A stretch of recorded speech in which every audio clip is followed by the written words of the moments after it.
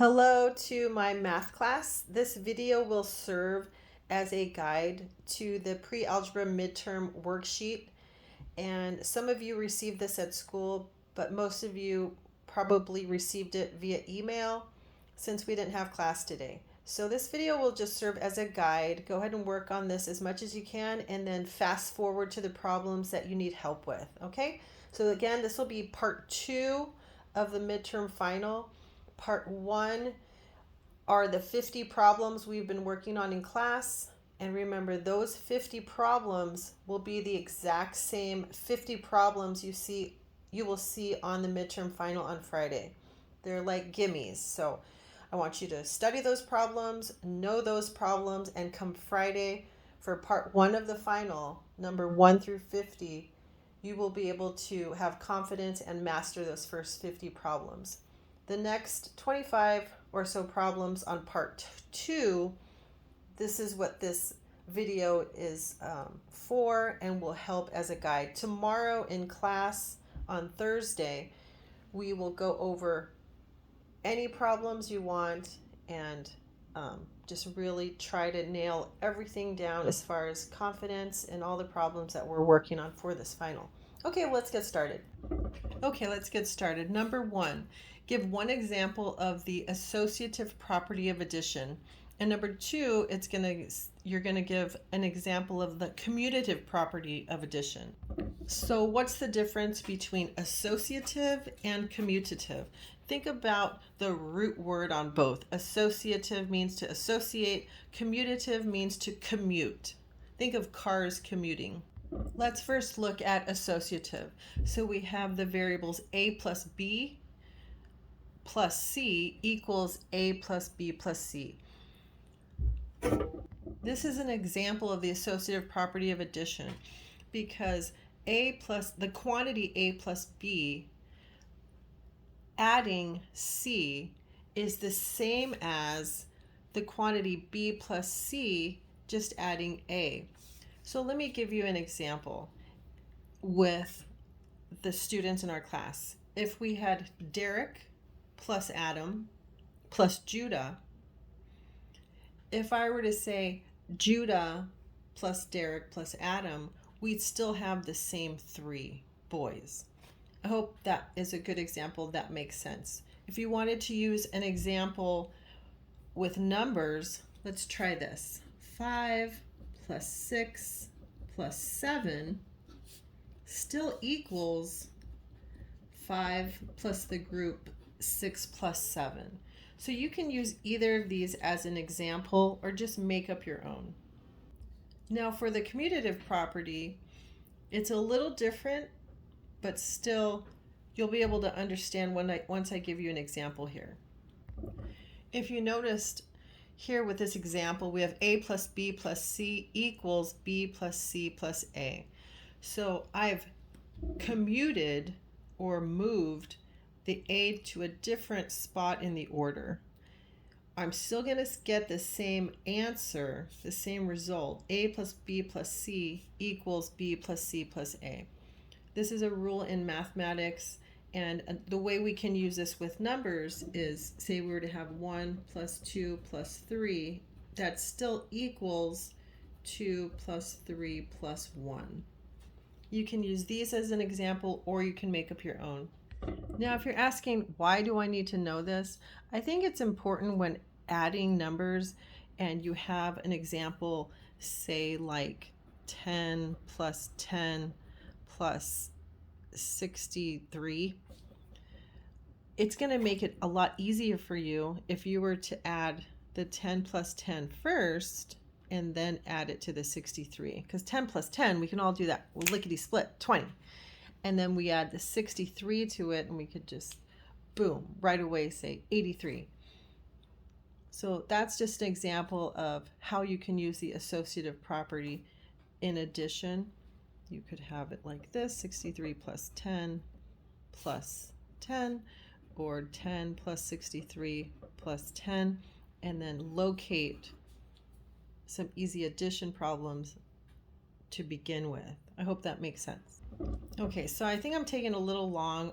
I'm getting a little drawn out. So I'm just going to go ahead and explain the problem, the answer as quickly as I can, the solution, and then you guys can fast forward through this video because I don't want this video to be long at all. So let's get started. We're going to distribute the 5 into the n and the 5 into the 8. 5 times n is 5n. 5 times a negative 8 is a negative 40, and that's your answer. We're going to distribute this negative 4 into our x and this negative 4 into our positive 7. Negative 4 times x is negative 4x. Negative 4 times 7 is a negative 28, because a negative times a positive is a negative. Same thing, we're going to distribute our 3 into n, and then our 3 into 5, 3 into n, and then 3 and distribute it into the 10. So 3 times n is, I'm going to work it out right here, 3n. 3 times 5 is a positive 15, plus 3 times n is 3n. 3 times 10 is 30. Now I'm going to add up all my like terms, and I'm going to add up my constants here. 3n plus 3n is 6n. 15 plus 30 is 45. 45. Yep. So go ahead and write that in here, 6n plus 45. For number 6, we're going to substitute our values. Our a variable has a value of 3, and our b variable has a value of 2. So let's substitute that in. Our a equals 3 minus our value of b, which is 2. 12 minus 2 is 10. Same thing, we're going to substitute our values. A equals 10 minus b, which equals 5, divided by b. Our value of b is 5. That equals 10 minus 5 is 5. Keep our denominator the same.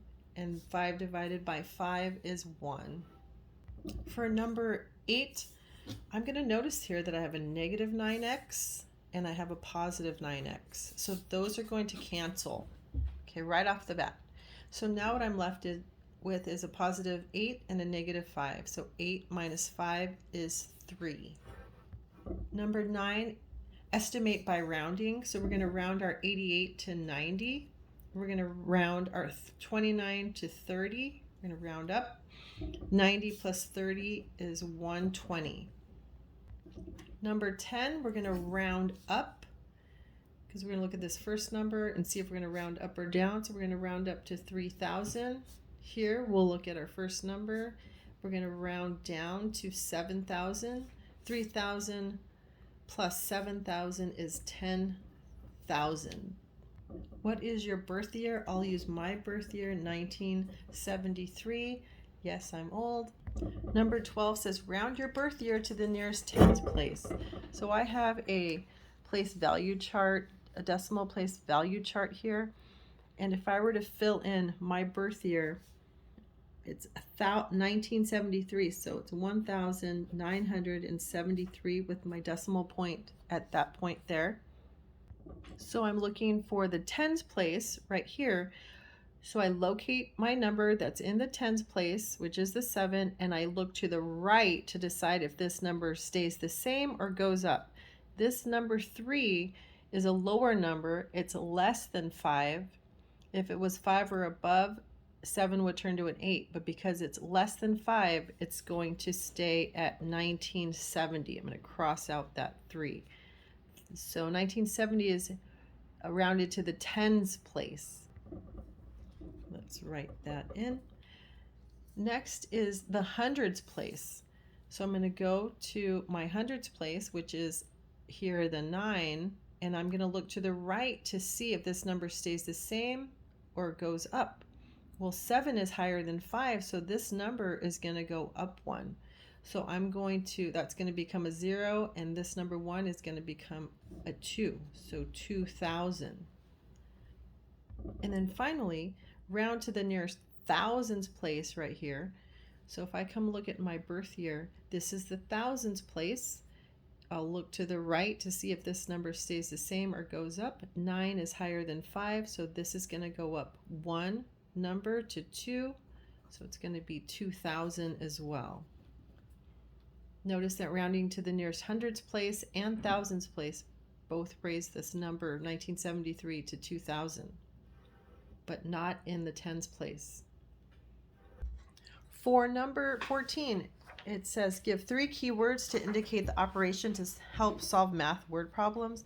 If you remember I handed out this worksheet, well, not really worksheet, but keyword guide sheet that give you some keywords that signify that operation. So like addition, you can use the word add, you can use and, you can use all these words: increase, join, plus, sum.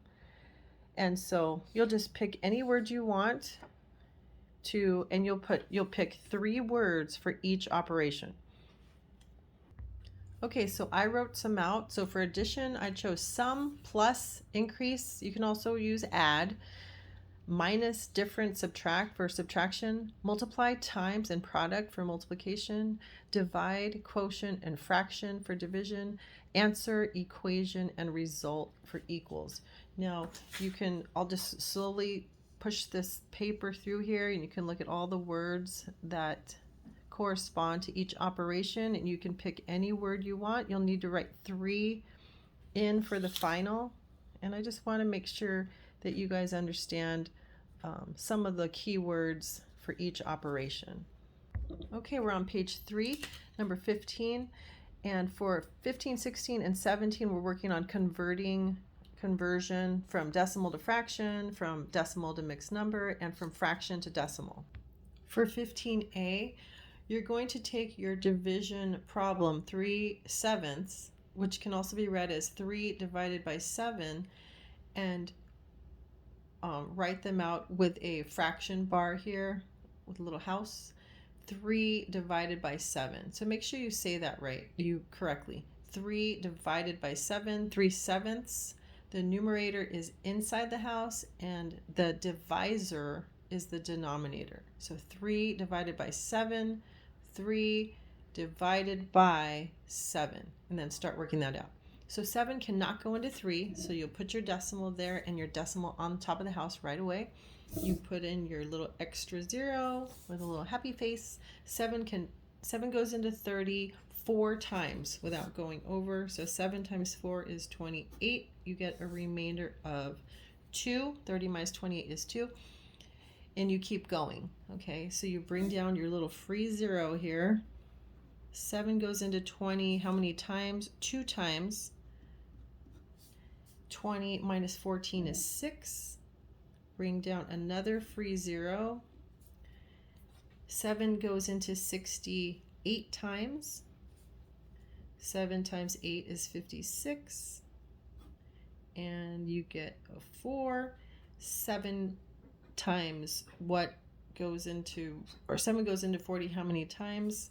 7 goes into 45 times, and you get 35. You end up with 50 at the bottom there as a remainder, and then you keep going. 7 goes into 50 how many times? It goes in 7 times. Remainder of 1. Bring down your extra 0. 7 goes into 10 how many times? 1 time. 7 goes into 30 how many times? 4. And we're back to 28, and we get a 2.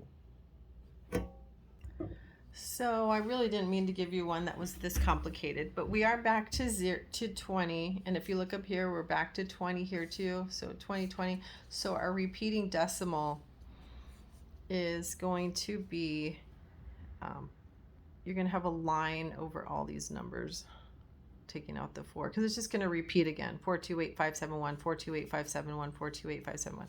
I'm not going to give you one that's this complicated on the final, but that is the answer. 0.428571 repeating with that line on top. All right, let's try 7/8. Maybe that one isn't as complicated. So you're going to write out, let's give ourselves a little more space here. 7 divided by 8. So when you say this, 7/8, 7 divided by 8. 7 divided by 8. 7 is in the house. Your divisor 8 is your denominator outside the house. 7 divided by 8, 7 divided by 8. Okay, so let's get started. 8 can't go into 7, so we're going to get our free 0. We're going to put our decimal on top of the house right away. 8 times 8 is 64. 70 minus 64 is 6. Take another free 0. 8 goes into 67 times, because 8 times 7 is 56, and we get a 4. And then we bring down another free 0, and this one works out a lot nicer. 8 goes into 45 times, and our decimal is 0.875. You'll see one like that on the final on Friday. Not one like that. That's just a little too complicated. Number 16 says convert the decimal to a mixed number. So remember, in front of the decimal here is a whole number. So that's a gimme. It's kind of like free. Okay, so 3.56. So 3 and a portion of 1, basically. But it's not a whole number of 1. It's a portion of 1. It's 0.56. So it's about half, a little more than half. But it's not 1/2, or else we could just put 1/2. The only way we could put 1/2 is if this was 50. And then it'd be 3.5. It'd be very easy. So let's figure out, how do we change 0.56 to a mixed number, to a fraction? We're trying to make 0.56 a fraction. And remember that you'll want to count how many numbers here. What's the place value? This is, let's bring back our place value chart. You can see right here. Oops, a little close. The tenths place is to the right of the decimal, and then the hundredths place is second to the right of the decimal. So we're looking at the hundredths place here for our number 56, hundredths place. So that tells me that I can put 56 over 100 and then reduce 56 100ths. It reduces to what? They're both even, so we can divide both by 2. By 2. 100 divided by 2 is 50, and 56 divided by 2 is 48. But we can still keep reducing. We have 48 50ths. So keep reducing. 48 50ths. Divide 48 by 2, and that's 24. Divide 50 by 2, and that's 25. So we end up with 24 25ths. 3 and 24 25ths. Oh, I'm sorry. I jumped ahead of myself. So 56 divided by 2 is 28. I think I said 28, and then I wrote 48. And then when we reduce that a little further, 28 divided by 2 is 14. So 14 25ths. Not 24 25ths. 14 25ths. Sorry for complicating that. Okay, for 16b, same thing. Our 8 is our whole number, so that's a gimme, that's free. Our whole number of 8, and then we have a fraction of 1, 0.35. Again, our number 35 is 1 place to the right of the decimal, and then 2 places. This is the tenths place, and this is the hundredths place. So we can write 35 over 100. Then we'll want to reduce. 35 100ths, I would start by dividing both by 5. So 35 divided by 5 is 7. And 100 divided by 5 is 20. So 8 and 7 20ths, that's all it can reduce to. 17a, convert this decimal to a fraction. Same as above, you'll see that this number 2 is in the tenths place, this 4 is in the hundredths place, so I'm going to divide 24 divided by 100 and then reduce 24 100ths. Let's try dividing both by 2. 24 divided by 2 is 12, and 100 divided by 2 is 50. They're both even, so they can keep reducing. Let's keep reducing by 2. 12 divided by 2 is 6, and 50 divided by 2 is 25. And that's the lowest that can go, 6 25ths. This one, reducing to a fraction, we have to look at our place values: 6, 3, and 4, tenths place, hundreds place, thousands place. So we're going to divide this number by 1,000. Not 100, but 1,000, because tenth, hundred, thousands place. Start by dividing both by 2 because they're both even. When calculated, I get 317/500, and that is the lowest it can reduce to. For 19 through 22, you're going to be looking at keywords again. Remember, using this list of keywords. 19, product, means multiplication. Quotient means division. Sum means to add, addition. And difference means to subtract. Number 23, list the multiples of the following numbers, and remember to skip count. 2, 4, 6, 8, 10, 12, 14, 3, 6, 9, 12, 15, 18, 21, and so on. For number 24, you're going to write out the numbers for the word phrases. So 3,000 is 3,000, 5,001, 5,001, 64,000, 92,600. For 25, remember when you're writing numbers in scientific notation, you're going to use the actual numbers, not writing out the rest of the zeros. Remember, this number needs to be between 1 and 10. Then a multiplication sign and a 10 for both.